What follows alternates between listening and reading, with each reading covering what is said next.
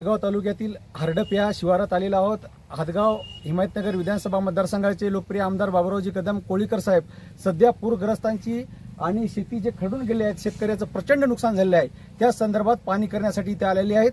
तर आपण सन्माननीय आमदार साहेबाला विचारूत की साहेब आपण काय भूमिका घेणार आहे शेतकऱ्याच्या संदर्भामध्ये। खरं तर आतापर्यंत जवळ 15 ऑगस्टला हा पाऊस चालू झाला। 16 ऑगस्ट 17 ऑगस्ट 3 दिवस पेनगंगा, कयादू, लाखाडी आणि हादगाव आणि हिमायतनगर मधल्या सर्वच नद्याला महापूर आले। आणि आपण बघत आहात की हे समोरचे जे झाड आहे त्या झाडाला जवळजवळ 4 फुटाच्या तिथं ते कचरा अटकलेला आहे, पाचट अटकलेली आहे। म्हणजे एवढा पूर्णला पूर्ण शेत वाहून तर कोणातून आणि त्याच्यानंतर गेल्या 45 दिवसापासून सततचा पाऊस चालू आहे। त्याच्यामुळे कुठलेही सोयाबीन, कापूस, त्याच्यानंतर हळद आणि ऊसाचं सुद्धा आता आपण बघितलं की एवढाले म्हणजे पूर्ण ऊस आडवा पडला, त्याला कोंब फुटले एवढाले ते। त्याच्यामुळे कारखाना सुद्धा आता ऊस घेऊन जाणार नाही। त्याच्यामुळे संपूर्ण 100% नुकसान झालेली आहे।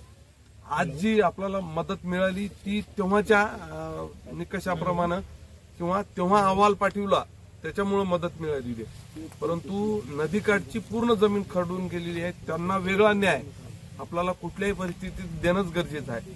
नदीच्या एक पूर जेवढा होता, बाधित शेतकरी होते तेवढ्यासाठी जमिनी खरडून गेल्याचा वेगळे त्यांना मोबदला देणं भाग आहे। आणि इतर जे आहेत त्यांना मग जे काय आपण अतिवृष्टीच्या निकषाप्रमाणे, NDRFच्या निकषाप्रमाणे ही मदत देणं गरजेचं आहे। आपण सभागृहामध्ये एक तारांकित प्रश्न उपस्थित केला होता की नियम वगैरे बाजूला ठेवा आणि शेतकऱ्यांना तात्काळ मदत करा, याबद्दल आपली काय भूमिका राहील? नाही, नियम वगैरे मी बोललो होतो।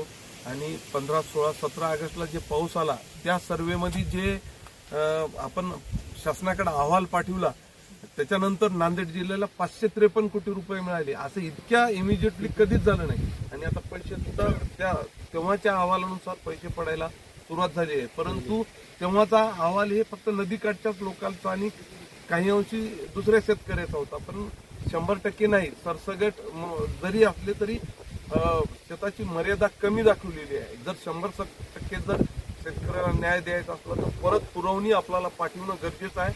आणि पुरवणीला सुद्धा एवढेच समजा पहिले 553 कोटी मिळाले तेवढेच आणखी 500,000 कोटी रुपये तरी नांदेड जिल्ह्याला लागणार आहे। ते तात्काळ मंजूर करून आणणं गरजेचं आहे आणि शेतकऱ्याला ते सुद्धा पैसे तात्काळ देणं गरजेचं आहे। तरच शेतकऱ्याला काहीतरी अंशी, पूर्ण तर होऊच शकत नाही, कारण घरातलं होतच नव्हतं ते सोनं नाणं असो, दागदागिने असो किंवा आपला माल असो, म्हणजे शेतातला ज्वारी हे विकून, सगळं गहू ज्वारी विकून लोकांनी सगळ्या शेतात टाकलेलं, पोटच्या लेकराप्रमाणे व्यवस्था केली, परंतु हाती काहीच लागत नाही, 100% नष्ट झालं। त्याचबरोबर कर्जमाफी सुद्धा देणं अतिशय योग्य टाइम आलेला आहे, कारण महाराष्ट्र राज्याचे मुख्यमंत्री देवेंद्र फडणवीस साहेब यांनी दोन्ही अधिवेशनात कर्जमाफी देऊ म्हणून सांगितलं होतं, जे की वचननाम्यात आहे। ते हिवाळी अधिवेशनात राज्यपाल महोदयाच्या अभिभाषणावर चर्चा करते वेळेस आणि बजेटच्या अधिवेशन मुंबई अधिवेशनात, दोन्ही अधिवेशनात सांगितलं की कर्जमाफी देऊ। तर आज शेतकरी पूर्ण देशोधडीला लागलेला आहे। आज कर्जमाफी करणं सुद्धा तितकंच गरजेचं आहे आणि योग्य सुद्धा आहे। म्हणून कर्जमाफी सुद्धा आम्ही मुख्यमंत्री महोदयाकडे, दोन्ही उपमुख्यमंत्र्यांकडे जाऊन ते लावून धरणार आहे। हे होते हादगाव हिमायतनगर विधानसभा मतदारसंघाचे आमदार बाबुरावजी कदम कोळीकर।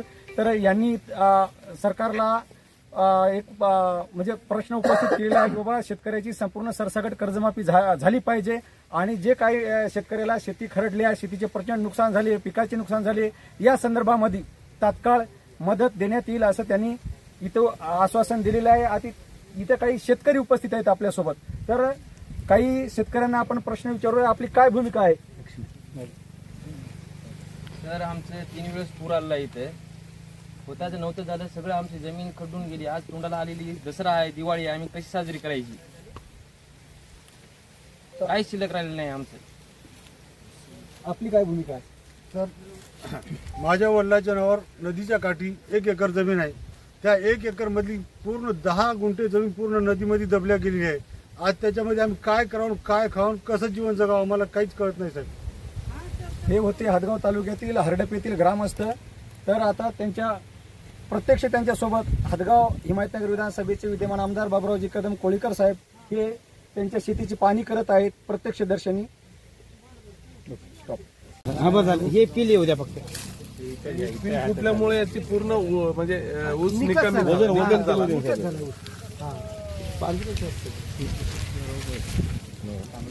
हे पिलं रोग नवायचे आता सगळं टिश्यू सारखं झालं आता हे डोळे वरच्यावरी.